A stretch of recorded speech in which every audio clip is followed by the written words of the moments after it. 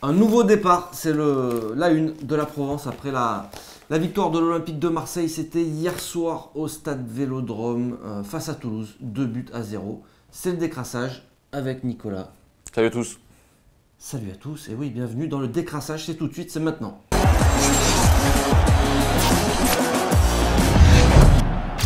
Alors on commence comme chaque semaine par l'analyse à froid et donc une victoire de l'OM 2-0. Donc 2 buts pour Marseille et surtout on a retrouvé un petit peu de jeu quand même du jeu et surtout de l'envie, beaucoup De d'envie. l'allant, ouais. Gros pressing, bon début de match. Là, ils sont vraiment rentrés dans la partie. Et ça a été effectivement d'entrée de jeu, on a senti une équipe de Marseille qui a voulu aller chercher son adversaire très haut, le presser, attaquer, enchaîner les attaques. C'est ce qu'on a surtout ressenti sur ce match-là, Nico. C'était vraiment agréable à voir. Il y avait une belle ambiance aussi au Vélodrome. Le stade était loin d'être plein, mais il y avait une belle ambiance, une belle communion avec les supporters. Bon, après, en face, c'était très faible, hein.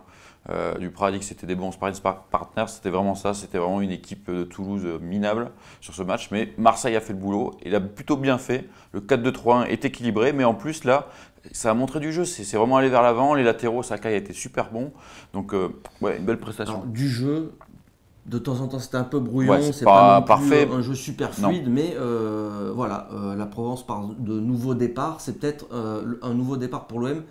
Dans le jeu, espérons-le, que ça soit voilà, le nouveau départ de l'Olympique de Marseille dans le jeu. C'était l'analyse à froid, on passe tout de suite au fait du match.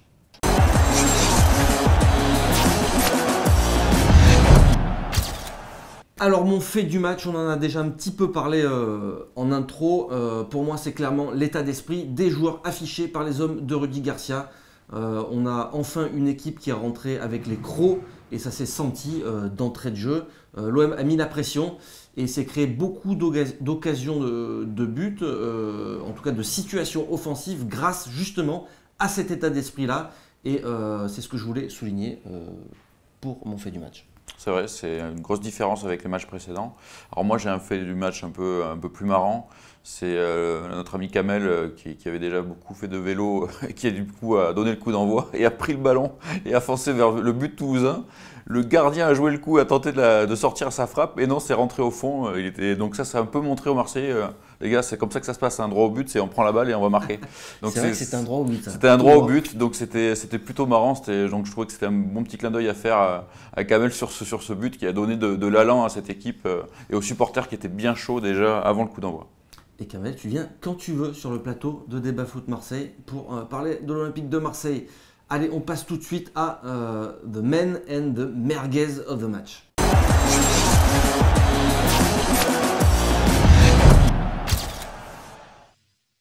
Alors mon Man of the Match, c'est Zambo Anguissa qui a encore endossé le rôle de milieu récupérateur aux côtés de notre cher ami Luis Gustavo. Et c'est vrai qu'il a réalisé une belle prestation dans ce secteur de jeu-là. Gros volume de jeu, à la récupération, c'est costaud. Et puis il est capable aussi de remonter le ballon. Alors de temps en temps, il en fait un petit peu trop, il s'emporte un peu.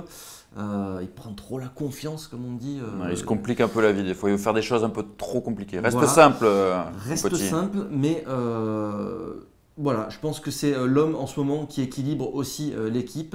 Et donc, c'est clairement mon man of the match sur cette prestation-là.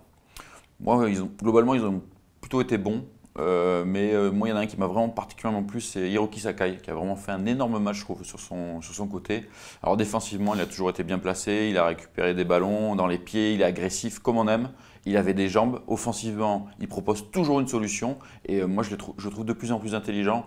Pour moi, l'image que je retiens, c'est fin de match, quand il a le ballon, contre-attaque, et il attend et il donne une merveille de passe à Germain qui malheureusement ne conclut pas, mais ça montre l'intelligence du joueur. Donc, man of the match. Mais il n'est pas toujours comme ça non plus, Sakai. Non, mais il y a une petite montée en puissance depuis le début de la saison et je trouve qu'il est de plus en plus en jambes et là on le voit sur le terrain. Il a les jambes et quand il a les jambes, il est vraiment meilleur. Effectivement, on l'a vu voir à chaque fois des belles combinaisons, toujours la passe juste. Voilà. Donc Sakai, intelligent. Effectivement, j'aurais pu aussi le choisir.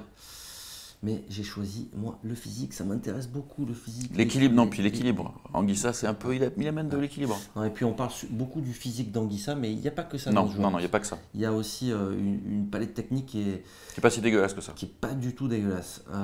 Voilà, on passe donc à la merguez. Allez, vas-y, donne-moi. Quelle est ta merguez? Moi, la merguez, c'est évident. C'était clairement en dessous pour moi, c'est Clinton NG. Alors même si beaucoup disent oui, mais il propose beaucoup. Moi, en première mi-temps, je trouve que même ses appels étaient mauvais. Il est souvent venu se foutre au mieux des pattes de Thauvin, gêner les contre-attaques, faire des mauvais choix. Même techniquement, c'était pas génial. Alors par contre, quand il y a eu un peu plus d'espace, une fois que l'OM a ouvert le score, là, on voit que sa vitesse peut faire du bien. Et il a eu des bons ballons, mais il a été incapable de conclure les actions. Donc au final, pour moi, sur ce match, la merguez, c'est Clinton. Difficile de choisir une merguez autre que NJ sur ce match parce que je trouve que tout le monde a été dans le ton, en tout cas vraiment dans l'état d'esprit et dans la motivation. Bon, effectivement, on parlait peut-être d'Amavi qui n'a pas été exceptionnel, mais ça serait offensivement un peu mauvais choix. Ça serait un petit peu dur de. Non, voilà, parce qu'il fait le taf quand même, comparé surtout à son concurrent, c'est quand même le jour et la nuit. De lui délivrer comme ça ce trophée de merguez. Non, ça serait dur. Ça serait dur. Donc je vais aussi aller sur NJ. Voilà, NJ, c'est quand même très compliqué niveau football, moi je trouve. Ce joueur-là, il fait tout le temps les mauvais choix, il se complique la vie, il dribble quand il ne faut pas dribbler, il passe quand il ne faut pas. Enfin, il joue à l'envers et il est pourtant à 5 buts. Donc c'est quand même. Aussi ça, je pense qu'il a incité Garcia à l'aligner, mais on voit quand même que c'est très très très limité niveau football. Donc NJ, voilà. Double man of the match. On aurait peut-être vu voir Germain titulaire sur cette rencontre où enfin le bloc était haut et enfin il y avait moyen de combiner avec l'attaquant. Il aurait peut-être touché plus de ballons. Et le problème, c'est qu'il ne voit pas un ballon, le pauvre Germain. Ouais, mais là justement, dans cette configuration-là, je pense qu'il en aurait vu plus. Il en aurait vu plus. Peut-être, peut-être effectivement. Alors, on va s'arrêter là. C'est la fin de ce décrassage. On vous donne rendez-vous lundi prochain pour un nouveau décrassage. Ce sera pour Nice OM. Allez, ciao à tous. Salut.